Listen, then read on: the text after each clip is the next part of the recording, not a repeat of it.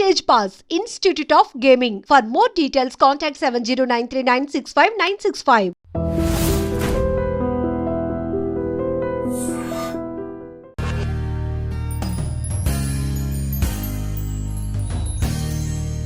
అందరికీ నమస్కారం అండి. ఈనాటి నా తెలుసు విత్ మీ అంజలిలో ఈరోజు చిలుకూరు బాలాజీ టెంపుల్కి వచ్చేసాం. ఎన్నో రోజులుగా అనుకుంటూ ఉంటే అసలు వీలే కుదరలేదు స్వామితో మాట్లాడడానికి. డాక్టర్ రంగరాజన్ గారు is with us right now. ముందైతే సార్ వెల్కమ్ చెప్పేద్దాం. సార్ నమస్కారం అండి. నమస్తే అమ్మా. చాలా సంతోషం మిమ్మల్ని చూడడం, కలవడం. ఎప్పటి నుంచి అనుకుంటుంటే ఈ రోజుకి తీరింది మనకి యాక్చువల్లీ. నాకు కూడా ముందు మిమ్మల్ని ఎలా చెప్పాలో తెలియట్లేదు. కొంచెం 3-4 నెలలుగా మీరు ప్రయత్నం చేస్తున్నారు. అవునమ్మా. ఎందుకంటే ఏదో ఒక కార్యక్రమం ఈ నడుమ ఈ స్వామివారి సేవలో మనకి కుదరలేదు. బట్ ఎనీవే ఇవాళ వెంకటేశ్వర స్వామి అనుగ్రహం ఉంది కాబట్టి ఇవాళ కుదిరింది. మీ అందరితో మనం దిల్సే అంజలి ఉండడం మాకు కూడా భాగ్యంగానే అనిపిస్తుంది. సార్ ముందుగా నిన్న జరిగిన గ్రహణం గురించి కొంచెం క్లారిటీ తీసుకుందాం. గ్రహణం అని అనగానే సూర్యగ్రహణమైనా చంద్రగ్రహణమైనా మన ఇంట్లో పచ్చళ్ళు లేదా ఆహార పదార్థాలు ఏమన్నా వాటి మీద ఒక గరిక వేసి పెట్టి ఉంచడం అనేది ఎన్నో సంవత్సరాల నుంచి జరుగుతోంది.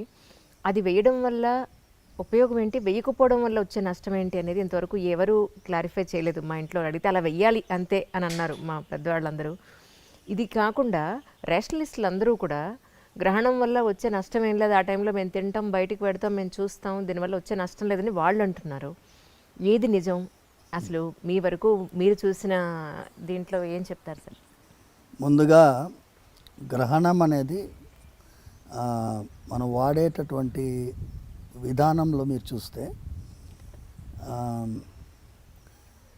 ఏదన్నా మీరు బుక్స్లో రాసేటప్పుడు దీనికి గ్రహణం పట్టింది, మన వైభవానికి గ్రహణం పట్టింది అలా వాడతారు, నెగటివ్ టర్మినాలజీగా వాడతారు. కానీ నిజంగా చెప్పాలంటే గ్రహణం అనేది ఒక విధంగా చూస్తే ఒక అద్భుతమైనటువంటి సన్నివేశం. గ్రహణం రోజు ఏం గుర్తొస్తుంది మనకి? అమృతం సంపాదించినటువంటి ఆ క్షీరసాగర మథనం గుర్తు రావాలి. అమృతం వచ్చిన తర్వాత దేవతలకి రాక్షసులకి పంచుతున్న సమయంలో ఈ స్వామివారి చక్రానికి బలైనటువంటి రాహు కేతు. సో వాళ్ళు సూర్యచంద్రుల నడుమ వాళ్ళు కూర్చున్నారు కాబట్టి వాళ్ళు అమృతాన్ని స్వీకరించిన తర్వాత తల నరకబడింది. సో అందులోంచి ఆవిర్భవించిన వాళ్ళే వీళ్ళిద్దరు. సో అమృతాన్ని స్వీకరించారు కాబట్టి వాళ్ళకు కూడా చిరంజీవులు అయిపోయినారు, వాళ్ళకి మరణం లేదు.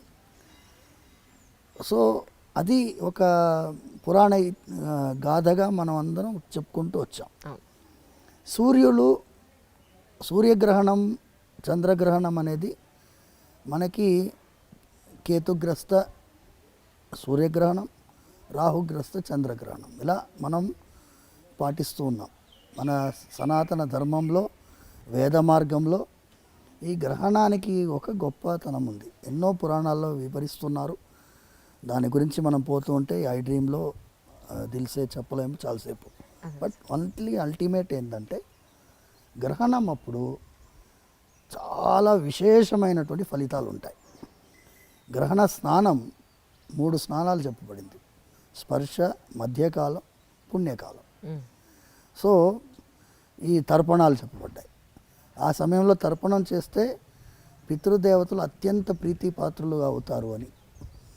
గ్రహణ కాలంలో మీరు చేసిన ఏ దానమైనా 1,000,000 రెట్లు మల్టిప్లై అవుతుంది. గ్రహణ కాలంలో మీరు చేసిన ఏ యొక్క మంత్ర జపమైనా కొన్ని 1,00,00,000 రెట్లు మల్టిప్లై అవుతాయి. ఇంత అద్భుతమైనటువంటి సన్నివేశాన్ని దాన్ని భయాన్ని సృష్టించే విధంగా మనం చూడకూడదు. ఎన్నోసార్లు భక్తులకి ఈ విషయాన్ని చెప్పడం జరిగింది. మరి గుళ్ళు ఎందుకు క్లోజ్ చేస్తారు సార్? తిరుపతి కానీ ఇక్కడ కానీ మొత్తం గుళ్ళన్నీ క్లోజ్ చేస్తారు కదా. గుళ్ళు క్లోజ్ చేయడం గ్రహణానికి భయపడి కాదమ్మా. మీరు స్వార్థ యజనం చేయాలి. గుడి అనేది పరార్థ యజనం, అంటే అందరి కోసం ఉండేటటువంటి ఒక దేవాలయంలో మీరు చూసేది పరార్థ యజనం, అందరి కోసం జరిగే పూజ ఇది. ఓకే. సర్వే జనాః సుఖినో భవంతు అనే సంకల్పము ప్రత్యక్షంగా మీకు వినిపించేది మా ఇళ్లలో మేము చెప్తూ ఉంటాం, పురాణాల్లో పారాయణం జరిగిన తర్వాత చెప్తూ ఉంటాం. కానీ స్వార్థ యజనము అనేది మీ ఇంట్లో ఉండే సాలగ్రామ ఆరాధన పూజకి స్వార్థ యజనం. యజనం అంటే యజ్ఞం. ఎస్. దేవాలయంలో పరార్థ యజనం. పరార్థ యజనానికి కొన్ని నియమాలు ఉంటాయి. గ్రహణ కాలంలో మీరు చేయాల్సింది, అర్చకులు కానీ ఆ దేవాలయంలో పనిచేసే వాళ్ళు కానీ, వాళ్ళు చేయాల్సిన నియమాలకి నిబంధనలకి కొన్ని ఇబ్బందులు ఏర్పడతాయి. గ్రహణ కాలంలో మీరు నైవేద్యం తయారు చేయలేరు. సో ఇవన్నీ కారణాల వల్ల ఆగమ శాస్త్రం విధించబడింది.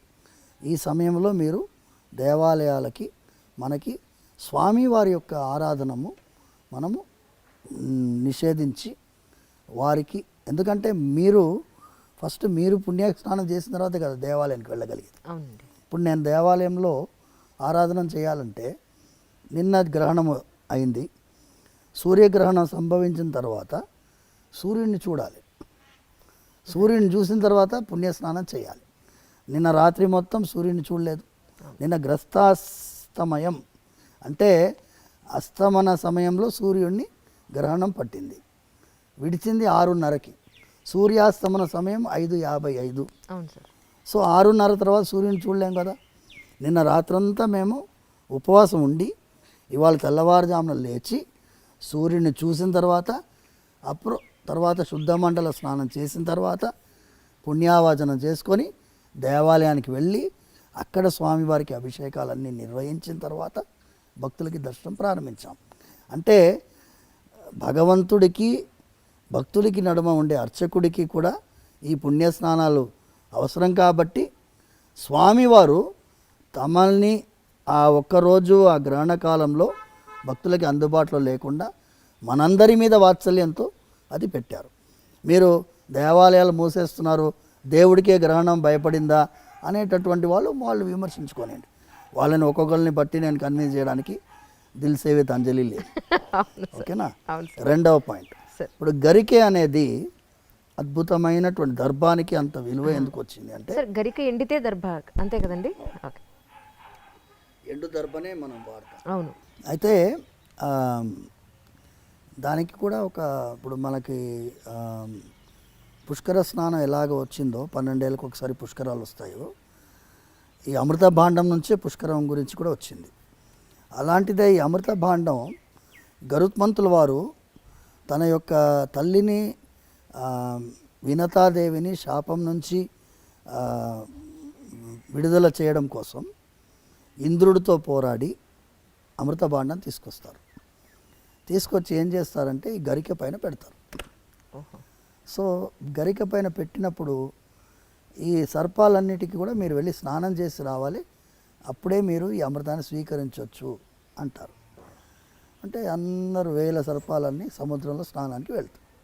మళ్ళీ ఇంద్రుడు వచ్చి తీసుకెళ్ళిపోతాడు అమృత భాండాన్ని. తీసుకెళ్ళేటప్పుడు గరిక మీద అమృతం పడుతుంది.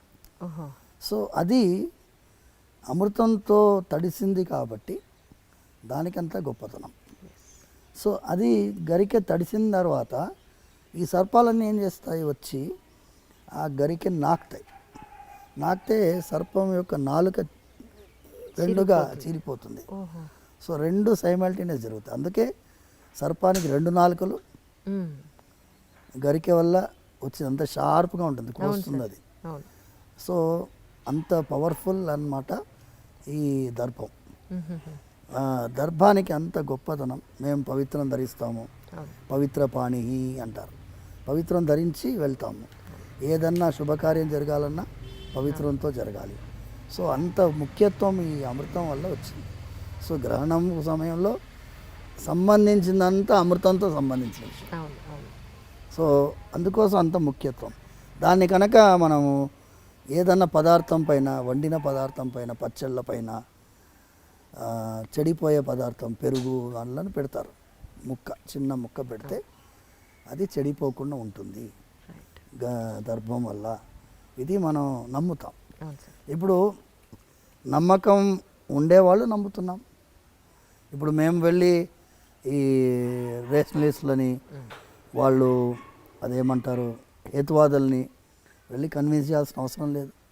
నేను ఇప్పుడు కాదమ్మా, మీకు తెలుసుంటే 20 ఏళ్ల ముందు ఎప్పుడైతే ఈ టీవీ ఛానల్ దూరదర్శన్ తప్ప ఎక్స్ట్రా ఛానల్స్ ఎప్పుడైతే వచ్చాయో అప్పుడు మొట్టమొదటిసారి ఒక ఛానల్లో గ్రహణం సమయంలో నన్ను నేను రానయ్య బాబు కూర్చోబెట్టి ఏం చేశారు, సమోసా అవన్నీ తీసుకొచ్చారు.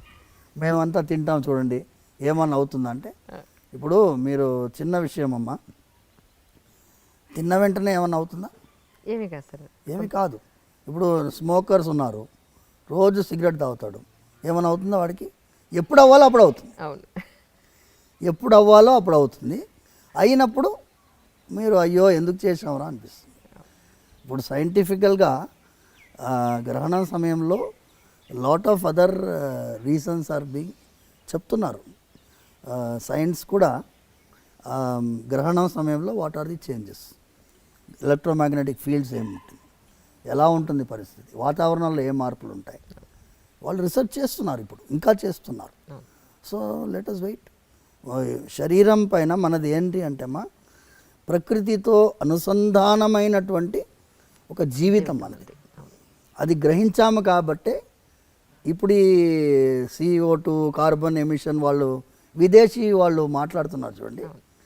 మన వాళ్ళకి ముందు నుంచే తెలుసు, ఋషులు వాళ్ళు ప్రకృతితో అనుసంధానంగా మీరు జీవించాలి, ప్రకృతికి విపరీతంగా మనకు ఏ కార్యక్రమం చేయకూడదు అనేటటువంటి విధానంలో మనం జీవించాం. కాబట్టి చాలా విషయాల్లో ప్రకృతితో సంబంధించినటువంటి అంశాలు మనం చెప్తున్నాం. గ్రహణం కూడా ప్రకృతితో సంబంధించిన విషయం. సో గ్రహణం సమయంలో గర్భిణీ స్త్రీలు కొంచెం జాగ్రత్త పడాలని చెప్పాం. అది మూఢనమ్మకం, అది ఇది అన్నారు. ఎవరెవరు మూఢనమ్మకం అన్నారో వాళ్ళు చాలామంది ఈ వైపు వస్తున్నారు. ఇప్పుడు ఈ వైపు వస్తున్నారు. మీరు చూడండి, ఎక్కడైనా బిగ్గెస్ట్ రేషనలిస్ట్ సైంటిస్ట్ వాళ్ళు మేము చేసిన ప్రయాణం అనేది సరి అయిన ప్రయాణం కాదు, ఈ రాజమార్గంలో ప్రయాణమే సరైన. త్యాగరాజ స్వామి పాడాడు, చక్కని రాజమార్గం ఉండగా సందులో దూరనేలా అని పాడాడు. అది సందు తెలియదు, ఎక్కడపోతామో తెలియదు, అందుకోసం ఇటువైపు రావడమే మంచిది. ఇది ఏంటి అమ్మా, కొన్ని వేల సంవత్సరాల చరిత్ర ఉన్నటువంటి సనాతన ధర్మం. ఇది వేద మార్గం. వేద మార్గం ఏమంటుంది, చిన్న విషయం అమ్మా, నా అప్సు మూత్ర పురీషం కుర్యాత్ వేదం చెప్తుంది.